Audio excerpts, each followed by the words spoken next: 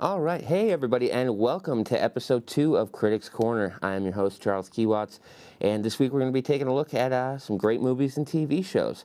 So I want to jump right into it. First of all, I want to welcome everybody that watched episode 1. Hopefully you enjoyed. And this is going to be a little bit more of an explanation of how the layout of the show will go. So over the course of the next 30 minutes, come with us, take a ride, and let's go over the pop culture pulse.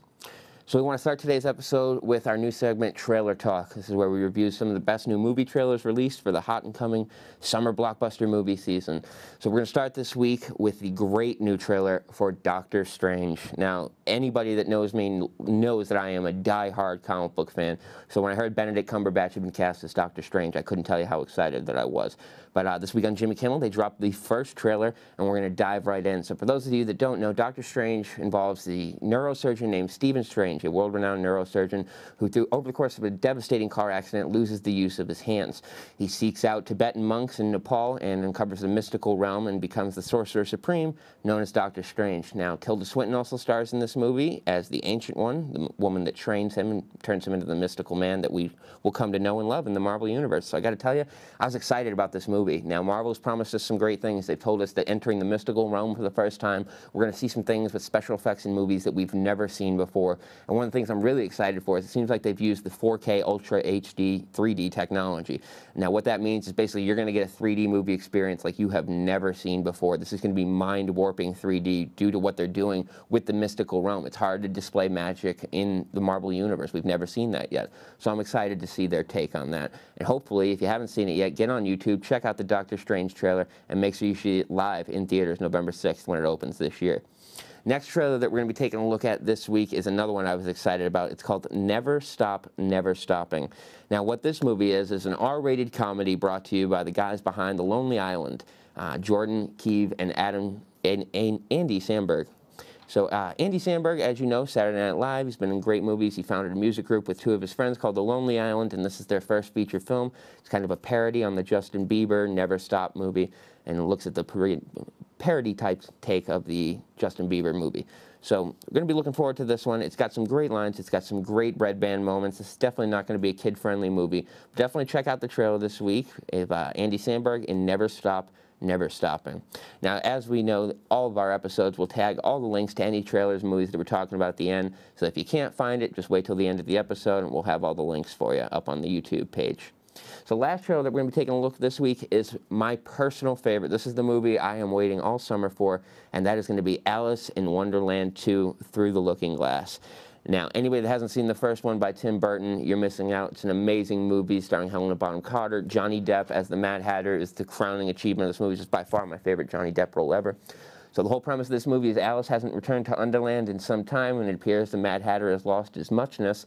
So through a course of events, Alice must return to Wonderland and encounter Sacha Baron Cohen's new character, the character of Time, and must go back in time and witness various events in Wonderland on her journey to help save the Mad Hatter. So this is a movie we're really going to be looking forward to. I cannot wait to bring you a review of this one. And for those of you that haven't seen the first Alice in Wonderland, go check it out. I wish you had seen it when it came out in theaters. It's by far the most amazing 3D that I've ever seen in a movie. So now we're going to change direction a little bit, and we're going to go into the new segment. This show will be composed of different segments every week, and depending on what's going on that week, if we have a convention, if there's a specific movie, if we have a specific guest, we're going to tailor the show to that episode. So nothing's going to be the same here every week, and that's something that I look forward to bringing you guys. I want to bring you a fresh take on the pop culture heartbeat and see what's going on out there. So this week's new segment is going to be the casting call segment, and this is where we'll go over great casting news that's been announced for great movies coming out in the future.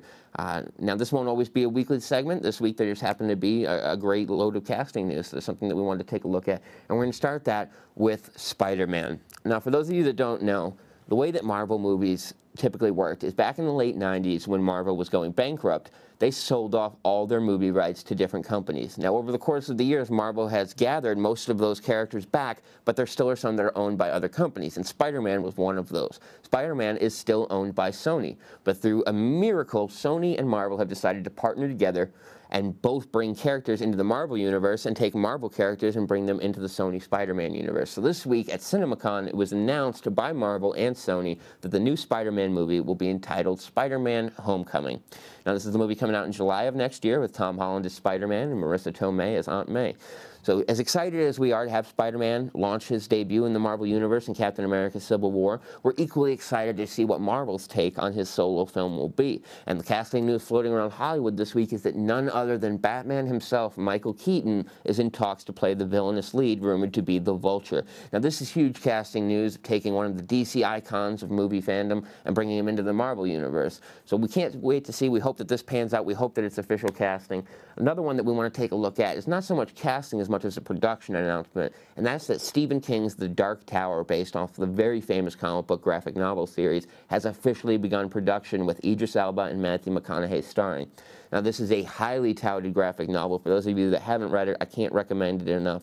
But this movie had been stalled in production hell for years. It had been tons of different people to attach to direct at all different points, from Steven Spielberg to Ron Howard. Actors had floated everything around from Matt Damon to Ben Affleck. We went through Clive Owen was signed on to play at some stages. This movie, no one ever really thought it was going to get made. So the fact that production has actually begun with two huge A-listers. Idris Elba is blowing up right now. You're going to see him in Star Trek Beyond. He's in The Jungle Book, which we'll be reviewing later today.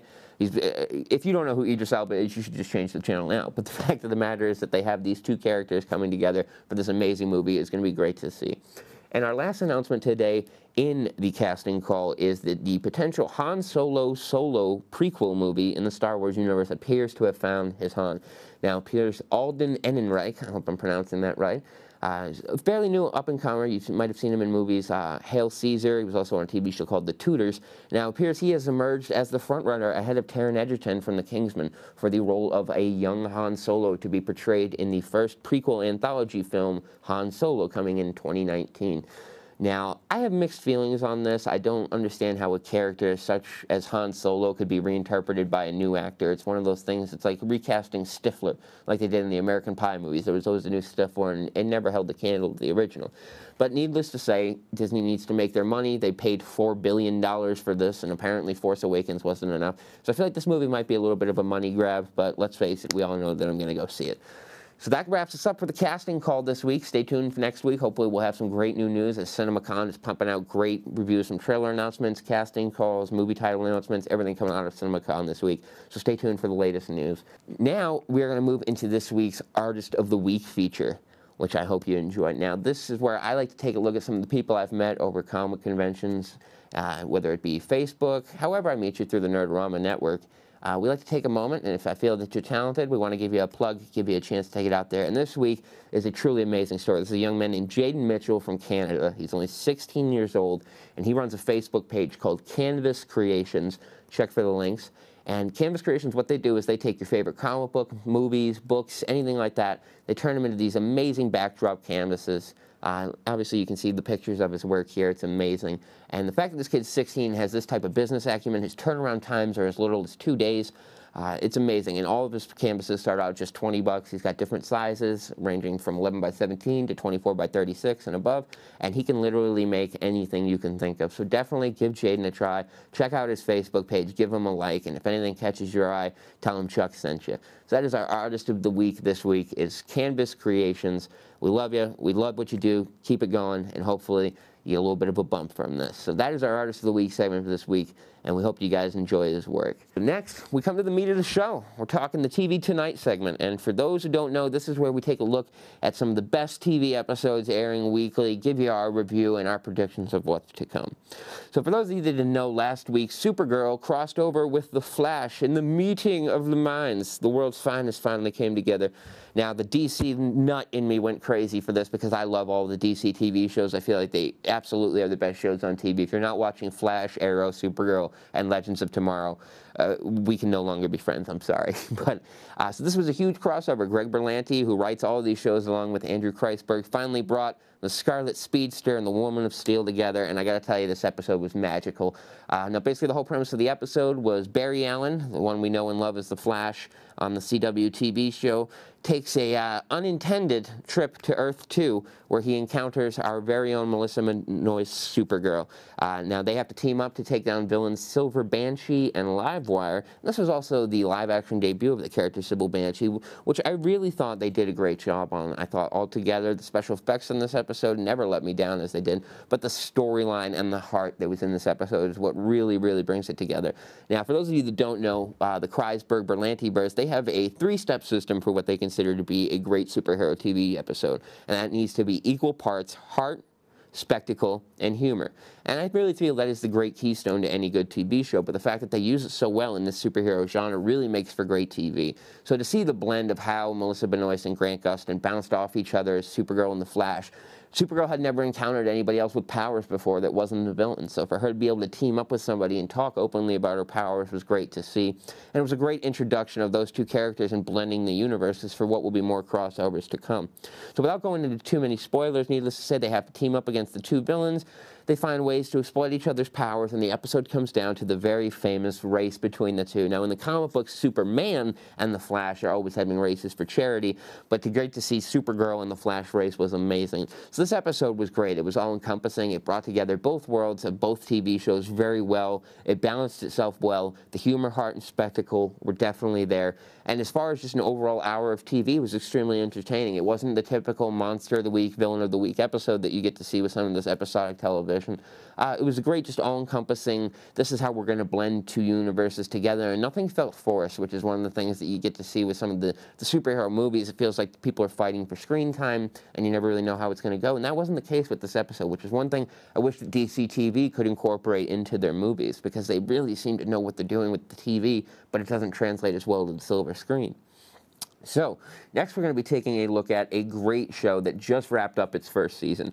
Now, for those of you who don't watch sci-fi, there's a great new show called The Magicians. It's based on a book written by Lev Grossman, and this was a 10-episode first season. It's already been renewed for a second season, following Quentin Coldwater, a young man in a mental institution who feels he doesn't fit in anywhere in the world until he finds out he's been selected to a magic school where magic is real. Now, this is where the show takes a hard left turn. For people that are thinking this is going to be the Harry Potter, magic is fun and everything is great episode type TV, this is not it. This is not the show for you. What this show is a dark, gritty, grounded world of what magic could be, where instead of magic being used for happiness and spells and things like that, magic is used to hurt people. It's used as a drug. It's used as an addiction. It's used for people to get along in the world. And so this young man, Quentin Coldwater, is inducted into a school called Break Bills for Magic. It's a 3-year academy, and over the course of the series, him and his friends have to team up against a character called the Beast in a hidden world called Fillory, which Quentin read about as a kid. He thought this was just a world created in books. Come to find out, those books were actually historical records, and this was all fact. So it was a great show. The special effects, first of all, I want to say, for a sci-fi show, were amazing. There's mind-warping sequences where they defy gravity, what they call phosphomancy, which is bending light. So all in all, this was a great show, but what I want to really highlight is the storytelling. Now, what I tend to find with most 10-episode series and things like that is there's always 1 or 2 episodes that you feel like they really didn't need, and this was not the case at all. I feel like they needed 3 more episodes with this season because they just didn't leave us enough. But without going into spoiler territory here, I will tell you the season finale of this show was the biggest cliffhanger I've ever seen. Now, I watch TV and movies for a living. I love it when a show leaves you with an unanswered question, but I was screaming at my television after this episode. I was literally almost in tears because you didn't know what was going to happen. They leave it in the most dire situation, and now you have to wait 6-7 months for another episode. It's, people that were worried about the Walking Dead cliffhanger, this doesn't hold a candle, all right? Like, The Magicians blew it out of the water. But definitely check this show out. It's available on demand. If you have Sci-Fi, Comcast, any of the following, should be up on Netflix later this summer, but that's definitely a show you're going to want to take a look at, and definitely catch up when Season 2 premieres this fall. So next in TV tonight, we're going to be looking at a little bit of a different show. This show is called Forged in Fire. And what I love is the Great History Channel show. It's a blacksmith competition show. Basically, the layout of the show is every episode, 4 blacksmiths are forced to create a blade, a knife, using the most random materials, everything from cars to scrap metal. Over the course of rounds, each one is eliminated every round, and then they have to forge an ancient weapon from historic times. And what they do is, it's great. They blend the great action of a competition reality show with the ancient art of blacksmithing, which is something I've always been drawn to. So to see how these things are forged and how you can take the most beat-up pieces pieces of a Honda Civic and turn it into these amazing weapons. So what these guys can do is nothing short of real-life magic.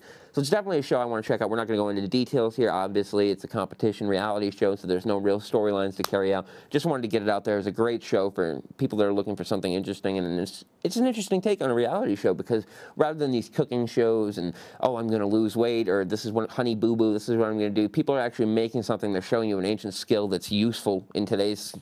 How often can you say that a 1,000-year-old skill is still equally relevant and important today? Never. In 1,000 years, you think texting is going to be an important, I can text 600 words per minute. No, no one's going to care. But the fact that these people can take something and turn it into nothing, let alone defense weapons, it's amazing what they make. And to see what they make it from, I can't tap this show enough. It's amazing. Definitely check it out. So that's TV tonight, where we're going to be taking a look at some of the best news shows, some of the best recurring shows, event series, Netflix, you name it. That's where we're going to be taking a look at what's going on the small screen. But why are we here? We're here to look at movies. So that's why we're here for this week's edition of the Movie Minute. Now, this week's Movie Minute, we're going to be taking a look at, first off, The Boss, the new R-rated comedy from Melissa McCarthy and director Paul Feig. Now, director Paul Feig and Melissa McCarthy have teamed up in such movies as The Heat and Bridesmaids and Spy, so they've never let us down in that aspect. Now, this movie stars Melissa McCarthy as Michelle Darnell, the Oprah-like world's richest woman and entrepreneur. Now, in Martha Stewart style, she gets taken down for insider trading, and after serving her prison time, must find a new way to build her empire back up, where she teams with old executive assistant Kristen Bell's character, where they decide to launch a brownie empire using the Girl Scouts that they have in their local troop. Now, this movie, I gotta say, wasn't Melissa McCarthy's strongest, as she is the greatest R-rated comedian of all time. Nobody's gonna deny that. We love her work. Melissa, we love you. I know you're not watching this, but God forbid you were. We love your work. But I gotta say, this was one of those movies that suffered from trailer syndrome, where all the best jokes had been shown in the red band trailers. There was nothing that came at me in this movie where I was like, oh, wow, this was a great comedic surprise, which is something I'd never experienced in a Melissa McCarthy movie before. I felt like the plot ran a little stale at points, and it was a little too predictable for what I'd like out of a comedy. That being said, comedy, especially R-rated comedies, these aren't movies that you're going to go to and be wowed with shocks and twist endings. But that being said, I don't like to be able to call every single beat of a movie from A to Z, which is unfortunately what happened here. That being said, the acting was really strong. Peter Dinklage was great. Kristen Bell was great. Melissa McCarthy, no one can hold a candle to her in R-rated comedies. But it suffered at times. I felt like the plot lagged. The character development wasn't there. There was too many plot holes that were filled in. But that being said, this is still a movie I'm going to highly recommend. This isn't a movie I'm going to say go out and see in theaters, so unfortunately for this week's Movie Minute, we're going to give this one a Redbox it. So that's going to be our first movie this week. Redbox, The Boss, Melissa McCarthy. Now, we're going to take a little bit of a spin now into a more family-friendly movie, which is the launch of the Jon Favreau reinterpretation of Disney's live-action Jungle Book movie. Now, I got to tell you, I went into this movie a little bit skeptical. I was never a fan of the animated version. The story never really captured me. It's basically like a children's version of Tarzan to me. That being said, Disney did a great job. I'm not a fan of them taking these live-action animated movies and making them literally over the next 5 years. You're going to see Cinderella, Pocahontas, Beauty and the Beast. The list just goes on and on. I don't feel that's really necessary. But that being said, Jon Favreau knocked it out of the park. Jon Favreau, famous actor. You might know him as the director of Iron Man 1 and 2 as well. It really did some inventive stuff here. Now, the CGI in this movie is absolutely incredible. In some movies, you can tell things are CGI'd, and it kind of takes you out of the movie. That was not the case at all. I would say probably about 90% of this movie is CGI, and you would never know it. You would really think they were out in the jungle shooting with this.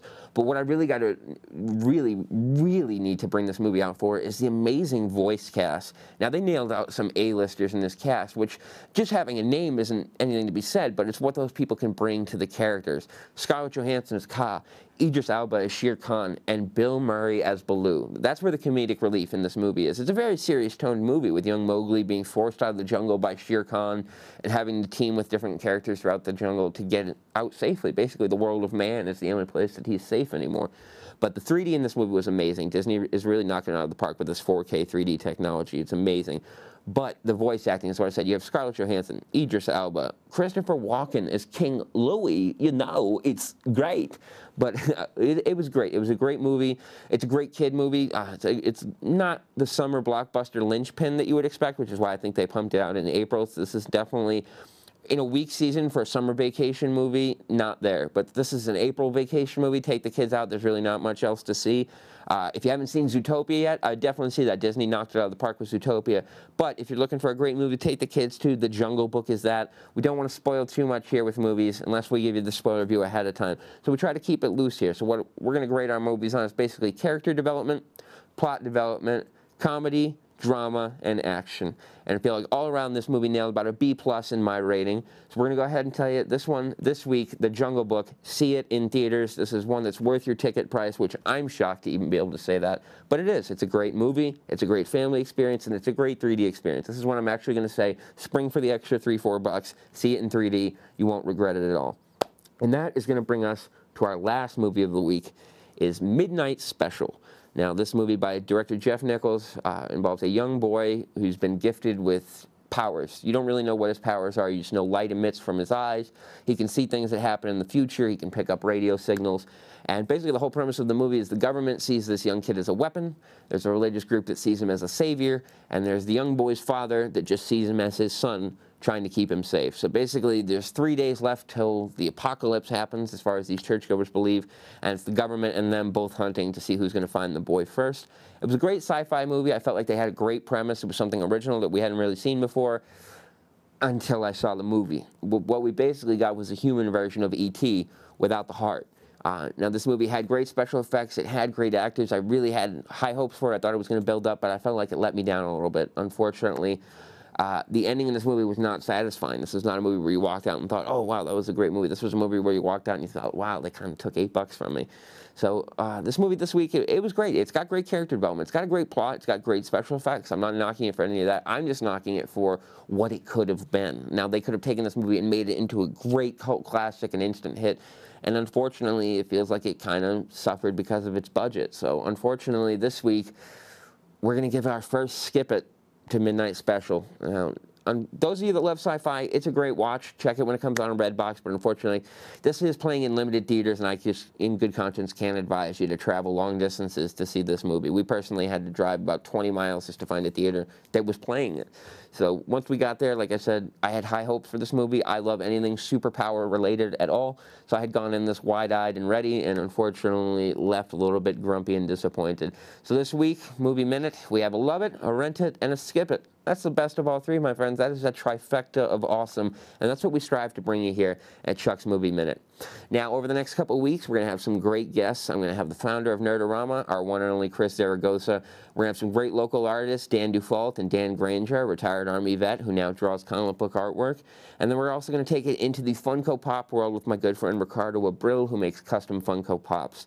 Now, on weeks when we don't have convention coverage, we'll try to get guests in here every week. And on weeks when we do have con coverage, you'll be brought celebrity interviews live from the con. So I look forward to joining you guys here each and every week, and I thank you for taking the time to watch our show. Well, we have a great Facebook presence. That's one of the things about this show. In coordination with BevCam, we're still partnered with the Nerdorama, who I produce my show with weekly on YouTube. So all these episodes airing live here on Public Access will also be available on our YouTube and Facebook pages, where we do great giveaways, and we like to hear your feedback. We want to know what you want to see, what you'd like to hear about, and who you want us to interview at these cons. So we're very interactive, we're very social, and we want to hear from you here. So next week, look for my great guest, my executive producer, Carissa. We're going to be reviewing What We Do in the Shadows and some other great stuff. And as always, we'll be here. We love to hear your input. We love to hear what you have to say. But more importantly, we love movies and pop culture. We are nerds here, and that's what we want to bring to you each and every week, is our own version of the nerdy news. So hopefully you enjoyed this week's episode. You take the time to check out our online presence, and as always, we will see you at the movies. So for this week's episode of the Critics Corner, I am Charles Kiewatz, and we will see you next week. Have a great one, guys.